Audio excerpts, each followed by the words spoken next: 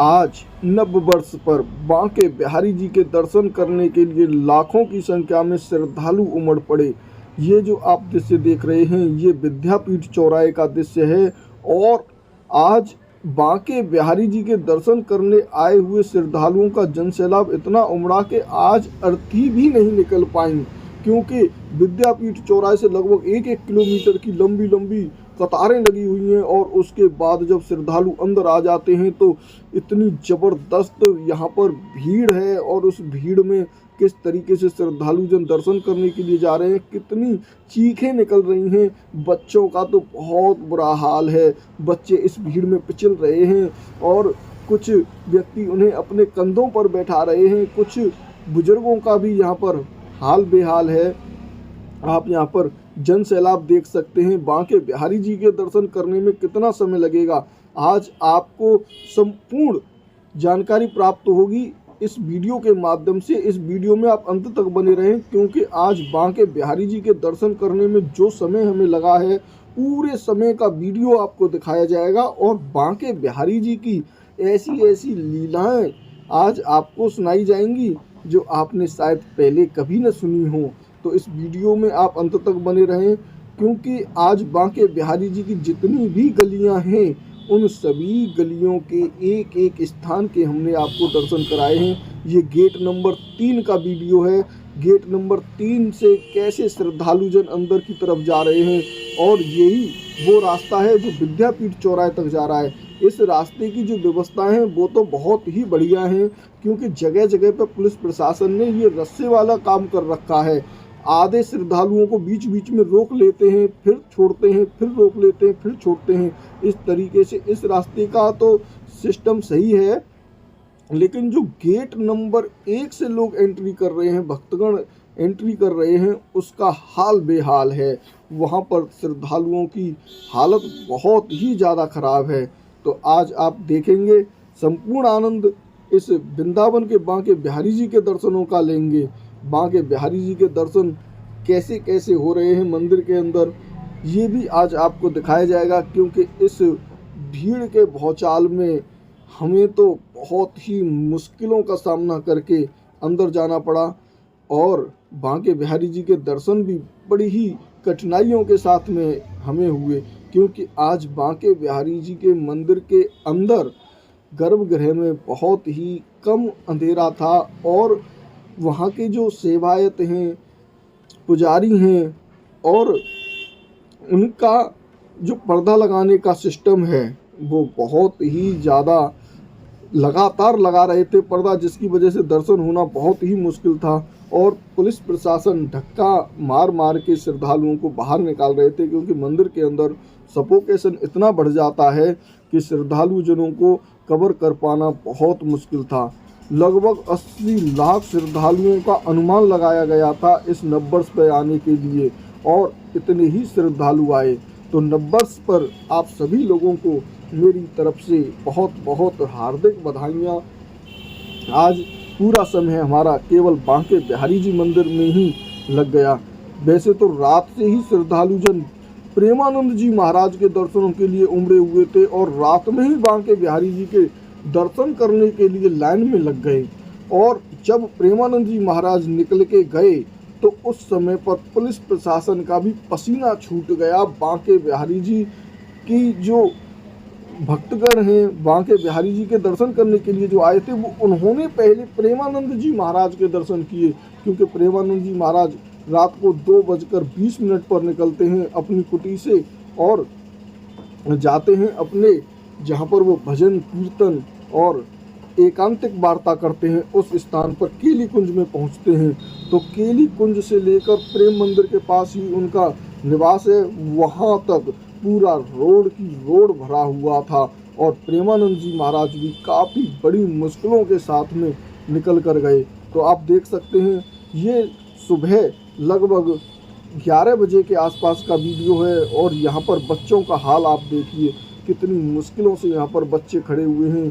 चीख पुकारें भी बहुत ही ज़्यादा हो रही थी यहाँ पर, और इसी स्थान से जब अर्थी आई तो उसको निकलना बहुत ही ज़्यादा मुश्किल हो गया। घंटों वहाँ पर जो अर्थी को लेकर लोग जा रहे थे, वो बड़ी कड़ी मशक्क़त करने के बाद उस अर्थी को निकाल के यहाँ से लेके गए।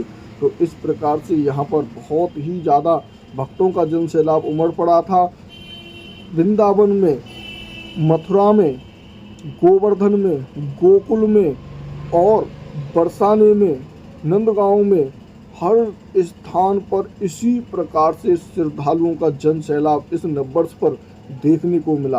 तो प्रारंभ करते हैं बांके बिहारी जी की ऐसी अलौकिक लीलाओं का आनंद लेने के लिए तैयार हो जाइए आप। और वीडियो अच्छा लगे तो लाइक शेयर कमेंट जरूर करें, और चैनल पर अगर पहली बार आप जुड़े हैं तो अभी के अभी चैनल को सब्सक्राइब और कर लें, जिससे कि आपको आने वाले नोटिफिकेशन का वीडियो तुरंत की तुरंत मिल जाया करे। तो एक बार जो भीड़ में फंस गया उसका निकलना बहुत ही मुश्किल है। तो इसी प्रकार से यहाँ पर घंटों तक इंतज़ार करते हैं बांके बिहारी जी के दर्शनों के लिए। तो चलते हैं बांके बिहारी जी की उस अद्भुत दर्शन की झलक देखने के लिए जो घंटों तक इंतज़ार करते हैं। बांके बिहारी जी के दर्शन करके इस नववर्ष का शुभारंभ करते हैं। कितना दृश्य ये आप देख रहे हैं, ये भयभीत करने वाला दृश्य है। यहाँ पर श्रद्धालु जनों की हालत बहुत ख़राब है, क्योंकि बगल में नालियाँ भी हैं, उनमें भी उनके पैर चले जाते हैं और काफ़ी दुर्घटनाएं भी हो जाती हैं। बांके बिहारी मंदिर की मूर्ति है बेहद चमत्कारी, रहस्य जान रह जाएंगे हैरान। बांके बिहारी मंदिर में स्थित मूर्ति का स्वरूप जितना मनमोहक है, उतनी ही वो मूर्ति रहस्यमय है। बांके बिहारी मंदिर में भगवान कृष्ण की मूर्ति के दर्शन के लिए देश भर से ही नहीं, बांके बिहारी मंदिर के बारे में तो आपने सुना ही होगा। वृंदावन स्थित बांके बिहारी मंदिर को लेकर कई मान्यताएं हैं। यहाँ देश विदेश तक से लोग बांके बिहारी जी की एक झलक पाने के लिए आते हैं। वैसे तो मथुरा वृंदावन में भगवान कृष्ण के बहुत मंदिर वृंदावन में ही 5500 हैं, लेकिन बांके बिहारी मंदिर की महिमा अलग ही है। यहाँ जो भगवान कृष्ण की मूर्ति विराजमान है वह भी बेहद चमत्कारी है। मान्यता है कि इस मूर्ति में एक नहीं बल्कि 2 प्राण का वास है। आइए जानते हैं बांके बिहारी मंदिर में मूर्ति कहां से आई है और इससे से जुड़े रहस्य। बांके बिहारी मंदिर में भगवान कृष्ण की काले रंग की मूर्ति विराजमान है। मान्यताओं के अनुसार बांके बिहारी का प्राकट्य मार्गशीर्ष मास की पंचमी तिथि के दिन हुआ है। हर साल इस दिन वृंदावन में विशाल उत्सव मनाया जाता है। आइए जानते हैं बांके बिहारी की मूर्ति के प्राकट्य की पूरी कहानी। तानसेन जो एक संगीत सम्राट थे, उनके गुरु स्वामी हरिदास जी भगवान कृष्ण को अपना आराध्य मानते थे। उन्हें अपना संगीत भगवान कृष्ण को समर्पित कर रखा था। वह भगवान कृष्ण की भक्ति में पूरी तरह से लीन थे। वह भगवान कृष्ण की रास लीला स्थल निधिवन में बैठकर भक्ति गीत गाते हैं। जब भी हरिदास की भक्ति में पूरी तरह से लीन होकर गीत गाते थे, तब भगवान कृष्ण को हरिदास जी दर्शन देते थे। एक दिन हरिदास जी के शिष्य ने उनके कहा कि हम सब भी भगवान कृष्ण और राधा जी के दर्शन करना चाहते हैं। इसके बाद हरिदास जी अपने शिष्यों की भावनाओं को ध्यान में रखकर भजन गाने लगे। कुछ देर बाद भगवान कृष्ण और राधा रानी ने उन्हें दर्शन दिए। उन्हें भगवान कृष्ण और राधा रानी से अपने भक्तों की इच्छा के बारे में बताया। तब भगवान कृष्ण और राधा रानी ने उनसे उसी स्वरूप में वहां ठहरने की बात रही। इस पर हरिदास जी ने कहा कि हे प्रभु, मैं तो एक संत हूँ, मैं आपको तो जैसे तैसे रख भी लूंगा, लेकिन राधा रानी को कैसे रख पाऊंगा? उनके लिए रोजाना नए आभूषण वस्त्र कहाँ से लाऊंगा? हरिदास जी के ऐसे वचन सुनकर भगवान कृष्ण मुस्कुराने लगे और तभी राधा कृष्ण एकाकार होकर विग्रह रूप में प्रकट हुए। स्वामी हरिदास जी ने उस मूर्ति का नाम बांके बिहारी रख दिया। बांके बिहारी राधा कृष्ण का ही मिलाजुला स्वरूप है, यानी बांके बिहारी मंदिर में जो मूर्ति है उसमें कृष्ण और राधा दोनों के ही प्राणों का वास है। ऐसी मान्यता है कि विग्रह रूप में भगवान के दर्शन करने से व्यक्ति की सभी इच्छाएं पूर्ण होती हैं। जब राधा कृष्ण विग्रह रूप में प्रकट हुए तो हरिदास जी बहुत ही भक्ति के साथ भाई री सहज जोड़ी प्रकट भई, जुरन की गौर श्याम घन दामिनी जैसे। प्रथम है होती अभू आगे हूँ रही है न टरी है तैसे। अंग अंग की उजकाई सुघराई चतुराई सुंदरता ऐसे। श्री हरिदास के स्वामी श्यामा कुंज बिहारी सम वैसे वैसे गाने लगे। मार्गशीर्ष मास की शुक्ल पक्ष की पंचमी तिथि के दिन वृंदावन में बहुत ही बड़ा उत्सव धूमधाम से मनाया जाता है। वृंदावन के हर एक मंदिर, मठ, आश्रम आदि में बड़ी धूमधाम के साथ उत्सव मनाया जाता है। संवत 1560 विक्रमी में स्वामी हरिदास अपने पिता श्री आशुगीर जी से युगल मंत्र की दीक्षा लेकर विरक्त होकर वृंदावन चले गए थे। यहाँ यमुना के तट के सघन वन में अपनी साधना की उसे आज निधिवन के नाम से जाना जाता है। वहीं 1562 में हरिदास जी की रस साधना के फलस्वरूप श्री बांके बिहारी जी महाराज के स्वरूप का प्राकट्य हुआ था। क्या बांके बिहारी पर सरकार और जनता के बीच संघर्ष उचित है? क्योंकि जिसके चमत्कार और लीलाओं का गुणगान पूरा ब्रजमंडल और संसार करता है, क्या वो खुद इस विषय में कोई निर्णय नहीं ले सकता कि उन्हें किसके साथ रहना है? उनकी लीलाओं में कुछ किस्से ऐसे हैं जिसमें बिहारी जी ने खुद सामने आकर बड़े फैसले किए। आइए जाने बांके बिहारी जी के उन्हीं चमत्कारी लीलाओं को। एक गरीब ब्राह्मण बांके बिहारी का भक्त था। एक बार उसने किसी महाजन से कुछ रुपये उधार लिए। हर महीने वो थोड़ा थोड़ा करके कर्ज चुकाया। आखिरी किस्त के पहले महाजन ने उसे अदालती नोटिस भिजवा दिया कि उधार बकाया है और पूरी रकम ब्याज सहित वापस करे। ब्राह्मण परेशान हो गया। महाजन के पास जाकर उसने बहुत सफाई दी पर कोई असर नहीं हुआ। मामला कोर्ट में पहुंचा। कोर्ट में भी ब्राह्मण ने जज से वही बात कही, मैंने सारा पैसा चुका दिया है। जज ने पूछा, कोई गवाह है जिसके सामने तुम महाजन को पैसा देते थे? कुछ सोचकर उसने बिहारी जी मंदिर का पता बता दिया। अदालत ने मंदिर का पता नोट करा दिया। अदालत की ओर से मंदिर के पते पर सम्मन जारी कर दिया गया। वो नोटिस बिहारी जी के सामने रख दिया गया। बात आई गई हो गई। गवाही के दिन एक बूढ़ा आदमी जज के सामने गवाह के तौर पर पेश हुआ। उसने कहा कि पैसे देते समय मैं साथ होता था और इस तारीख को रकम वापस की गई थी। जज ने सेठ का बही खाता देखा तो गवाही सही निकली। रकम दर्ज थी, नाम फर्जी डाला गया था। जज ने ब्राह्मण को निर्दोष करार दिया, लेकिन उसके मन में यह उथल पुथल मची रही कि आखिर वो गवाह था कौन। उसने ब्राह्मण से पूछा। ब्राह्मण ने बताया कि बिहारी जी के सिवा कौन हो सकता है। इस घटना ने जज को इतना विभोर कर दिया कि वो इस्तीफा देकर घर परिवार छोड़कर फकीर बन गया। कहते हैं कि वही न्यायाधीश बहुत साल बाद पागल बाबा के नाम से वृंदावन लौट कर आया। साध्वी कर्माबाई बांके बिहारी को बाल भाव से भजती थीं। भाव भक्ति के आवेश में वो बिहारी जी से रोज बातें किया करती थीं। एक दिन उसने कहा, मैं आपको अपने हाथ से कुछ बनाकर खिलाना चाहती हूँ। बिहारी जी ने कहा, ठीक है। अगले दिन कर्माबाई ने खिचड़ी बनाई और बिहारी जी को भोग लगाया। बिहारी जी को कर्मा की बनाई खिचड़ी इतनी अच्छी लगी कि वो रोज आने लगे। कर्माबाई भी रोज सुबह उठकर सबसे पहले खिचड़ी बनाती। एक बार कोई संत कर्माबाई के पास आए।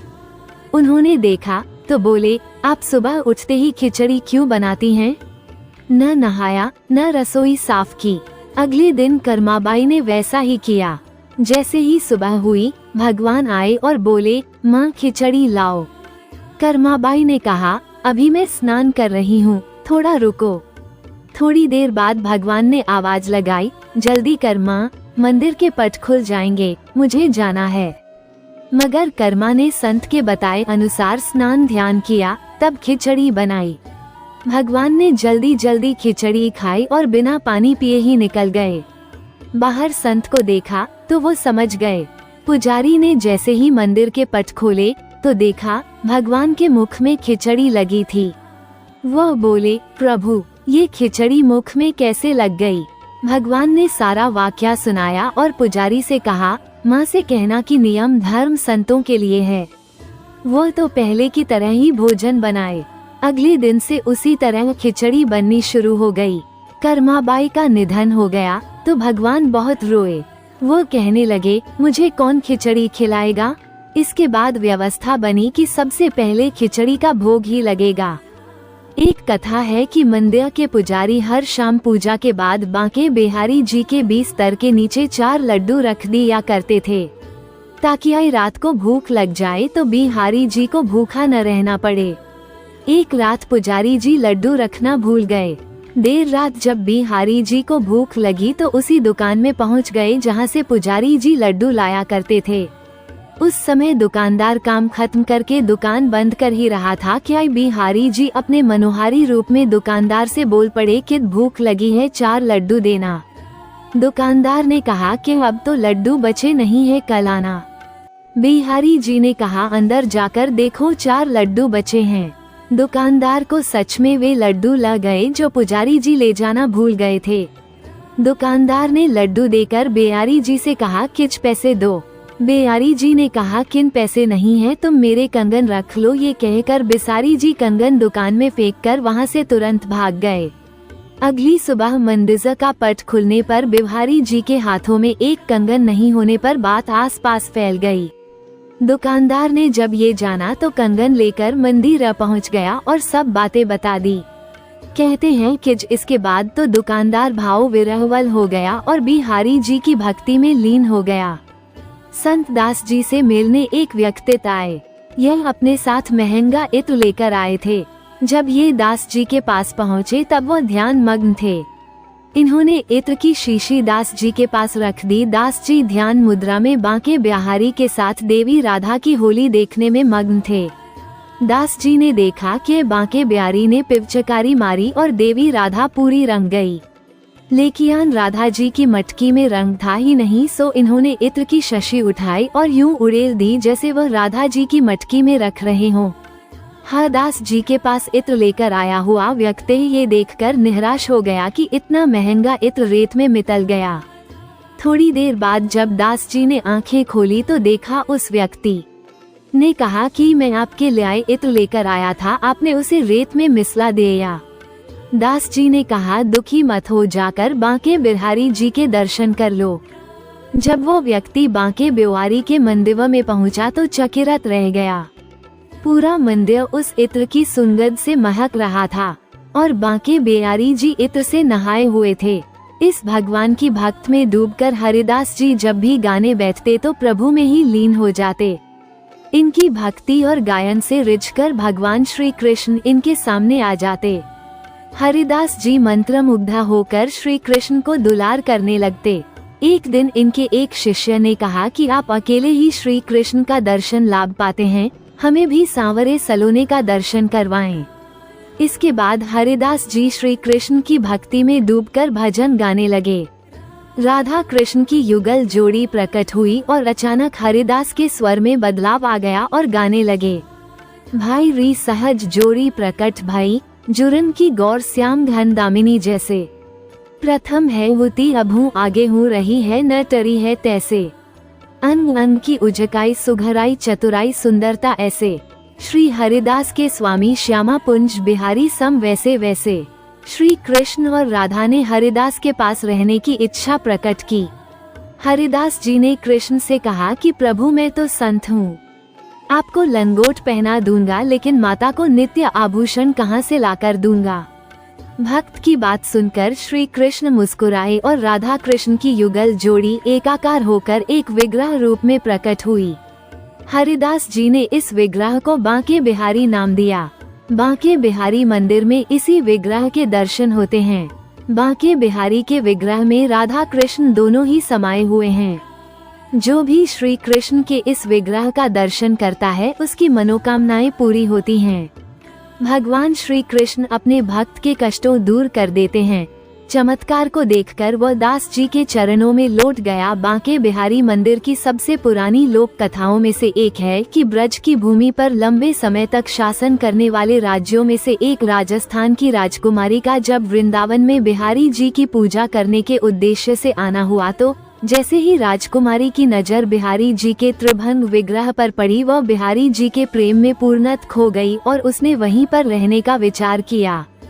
परंतु एक राजकुमारी की अपनी एक सीमा और कर्तव्य होते हैं, जिन्हें निभाने के लिए उसने अपने आप को वृंदावन व बिहारी जी से दूर कर लिया और पुनः अपने राज्य वापस आ गई। जिसके बाद उन्होंने फिर कभी भी वृंदावन जाने का नहीं सोचा और अपने मन की बिहारी जी को लेकर सभी भावनाओं को अपने मन में हमेशा के लिए रख लिया।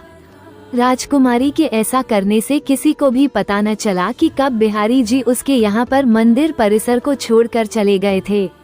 कुछ समय बाद जब मंदिर के पुजारी को पता चला कि मंदिर में बांके बिहारी की मूर्ति नहीं है, गोस्वामियों ने मूर्ति की खोज शुरू कर दी, जब तक कि उन्हें पता न चल गया कि मूर्ति राजकुमारी के पास सुरक्षित है और उनके द्वारा श्री बिहारी जी की पूजा की जा रही है। इस घटना से मंदिर के गोस्वामियों को ये ज्ञात हुआ कि बांके बिहारी अपने भक्तों की भक्ति के वशीभूत हो उनके साथ भी जा सकते हैं। एक बार एक पत्नी ने अपने पति को बड़ी मिन्नतों के बाद वृंदावन जाने के लिए मना लिया, जिसके बाद दोनों वृंदावन आकर बांके बिहारी मंदिर के दर्शन करने के लिए गए। वो दंपति वहां जाकर श्री बांके बिहारी जी के दर्शन करते और कुछ समय के लिए मंदिर परिसर में श्री बिहारी जी के सामने बैठ जाते। ऐसा करते करते बहुत दिन हुए। उसके बाद एक दिन पति ने अपनी पत्नी से पुनः घर लौटने की बात कही, जिस पर पत्नी ने कहा कि अगर मैं घर जाती हूँ तो मुझे श्री बांके बिहारी जी के दर्शन से वंचित होना पड़ेगा। ये कहकर वो रोने लगी और रोते रोते श्री बिहारी जी से प्रार्थना करने लगी कि हे प्रभु, मैं वापस अपने घर जा रही हूँ, पर आप हमेशा के लिए मेरे साथ मेरे पास ही रहना। इतना कहकर वह दंपति वापस अपने घर जाने के लिए रेलवे स्टेशन पहुँचने को घोड़ागाड़ी में बैठकर जाने लगे। तब श्री बांके बिहारी जी एक गोप का रूप धारण कर घोड़ागाड़ी के पीछे दौड़ने लगे और उस दंपति को कहने लगे कि मैया, मुझे भी अपने साथ ले चलिए। इस पर दंपति ने गोप से कहा कि हम तुम्हें नहीं जानते, तुम वापस अपने घर लौट जाओ। तब वो गोप दंपति से बहुत विनती करने लगे। इसके कुछ समय बाद जब मंदिर के पुजारियों ने मंदिर परिसर के पट खोले, तब उन्हें पता चला कि मंदिर परिसर से श्री बांके बिहारी जी जा चुके हैं। बांके बिहारी जी के मंदिर में न रहने से पुजारीगण सब स्थिति को जान गए और उनका ध्यान उस दंपति की साधना पर गया। जब पुजारियों ने लोगों से उस दंपति के बारे में पूछा, तो उन्हें पता चला कि वह दंपति तो पुनः अपने घर जाने के लिए रेलवे स्टेशन को निकल चुके हैं। जैसे ही पुजारियों को ये पता चला, तो वो तुरंत ही उस दंपति के पीछे दौड़े।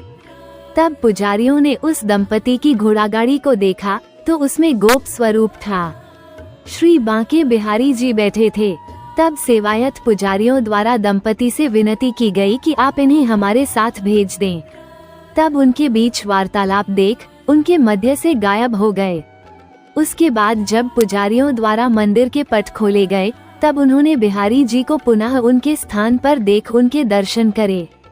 इस वाक्य को देख दंपति जोड़े ने बांके बिहारी जी की स्वयं कृपा देख संसार के मोह का पुनर्तः त्याग कर दिया और श्री बांके बिहारी जी के चरणों में अपने जीवन को पुनर्तः समर्पित कर दिया। ऐसे ही अनेकों कारणों से श्री बांके बिहारी जी की झांकी प्रथा अर्थात पर्दा प्रथा के दर्शन होते हैं। बिहारी जी की गवाही पुराणों में वर्णित है कि श्री बांके बिहारी जी एक विग्रह के स्वरूप में मंदिर में विराजमान है, लेकिन वो अपने भक्तों की पुकार जरूर सुनते हैं। किंवदंतियों के अनुसार ऐसी ही एक पुकार बांके बिहारी जी ने अपने उड़ीसा के भक्त की सुनी थी। कहानी कुछ इस प्रकार है कि उड़ीसा के एक गांव साखी गोपाल से 2 ब्राह्मण 4 धाम की यात्रा के लिए वृंदावन आए। उन ब्राह्मणों में एक वृद्ध व्यक्ति व एक नवयुवक था। यात्रा करते में वृद्ध की तबीयत खराब होने पर जब उस नवयुवक ने उनकी अच्छे से देखभाल की, जिस पर वह वृद्ध खुश हो उस युवक से अपनी बेटी की शादी करवाने की बात कहता है और यह सब वार्तालाप बांके बिहारी जी के सामने हो रहा था। जब वो दोनों अपनी यात्रा पूर्ण कर वापस गांव पहुँचे तो वो वृद्ध व्यक्ति अपनी बात से मुकर गया।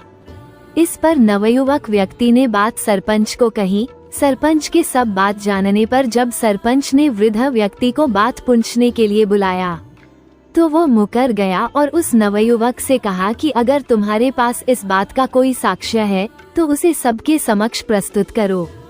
नवयुवक वृद्ध के कहने पर जब साक्ष्य लेने के लिए श्री वृंदावन धाम आ पहुंचा तो वह बांके बिहारी मंदिर में गया और बांके बिहारी जी को अपने साथ चलने के लिए कहने लगा। इस पर बिहारी जी बोले कि मैं कैसे तुम्हारे साथ चल सकता हूँ, मैं तो एक विग्रह मात्र हूँ।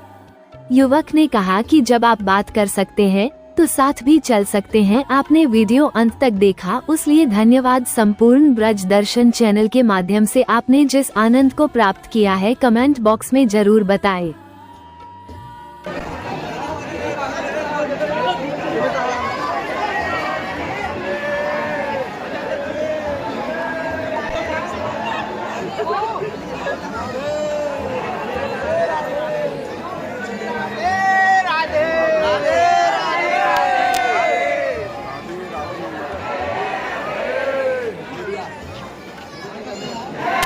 राधे राधे।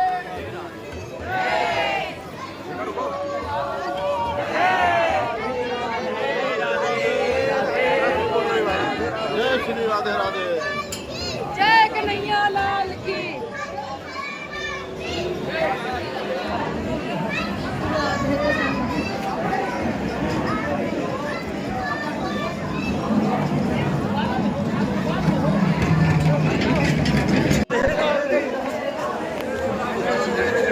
राधे राधे।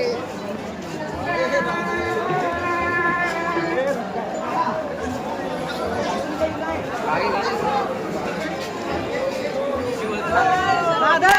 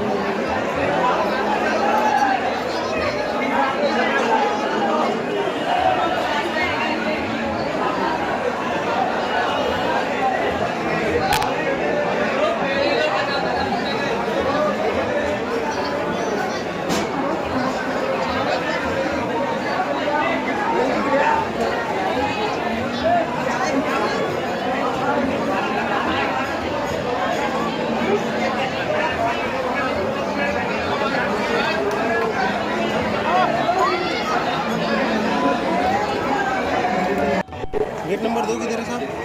चल भैया चल।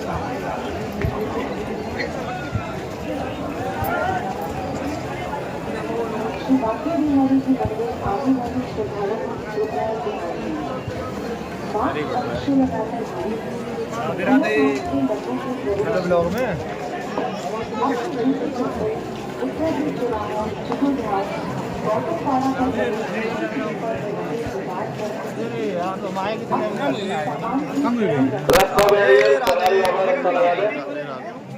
अभिनल गेट नंबर 1 पे आ जाना। एग्जिट पॉइंट पे गेट नंबर 1 पे खड़ा हूँ। रघुराज विशेष ध्यान रखें, ठाकुर जी को फोटो न खींचे।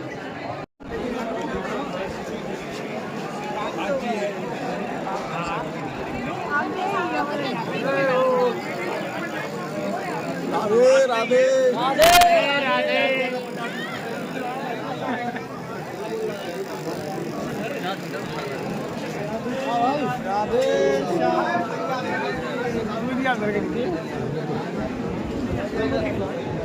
आप बोले तो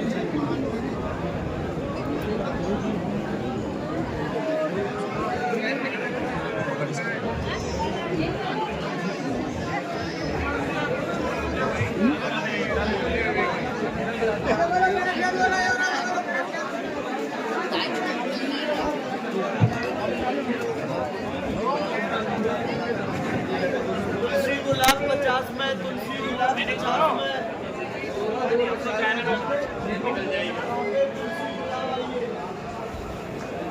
दो नंबर यूनिट जरूर है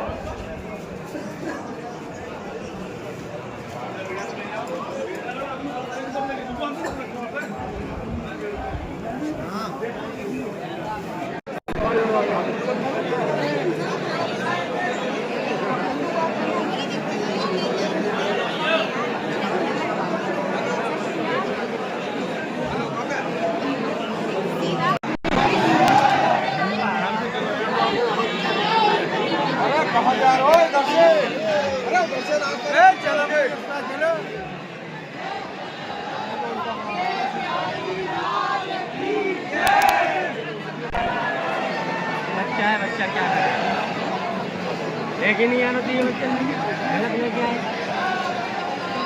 ऐसी दवाई कितनी भीड़ मिलेगी ये भी दरवाजा बंद कर रखा है मुझे लग रहा है मालूम आगे से होगा ऐसे ही लगा आ जाओ कितना दूर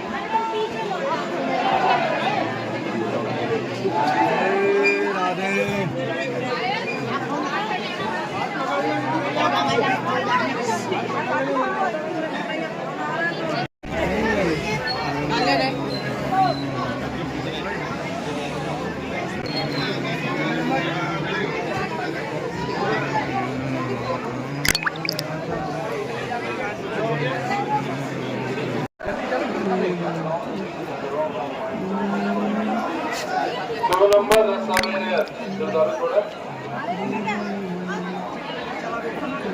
हो जाएगा नहीं